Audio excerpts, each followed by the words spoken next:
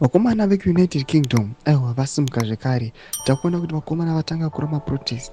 They are campaigning and protesting kuti aiwa Jameson Timber nevamwe vake 48 vasara musungwa, they must be released. Aiwa, they must be given unconditional release. Not kuti these guys they are innocent. It's not like these guys they committed any crime. But vanouya panapa taura mashoko kuti aiwa the regime inofanira kuti human rights defenders amirire vakomana ava vaburitswe musungwa. Sana pina mashoko amudanyirwa panapa, subscribe or like on the bell kuti imwe Mchenji Radio vanoposta this video ramuri kuona ava vakomana vachita maprotest vakasenza maplacards nemabanners United Kingdom vonyora chiti #free Timber, #free Avondale 65.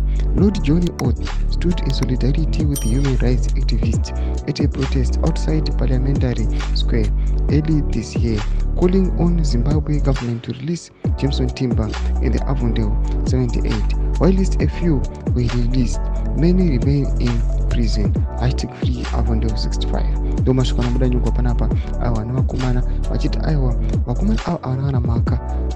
Human rights activist anofanira kupindura panhau iyi. Aiwa the regime inofanira kubatwa yooneswa yokudziwa kuti aiwa zvavari kuita zviri unlawful. Noda kuti vakomana ava havana kana mhosva yakafara. Noda kuti they were just captured aiwa vari pacelebration at the day of the African child. Vavanzi ava vakomana vada kukonzeresa chaos but the SADC summit yaida kuitika muna August. Tudze mafunguro enyu mutikudi pamusoro pechitiko ichi aiwa pinda comment section medu. Tudze mafunguro enyu musamana subscribe or like, turn on the bell icon.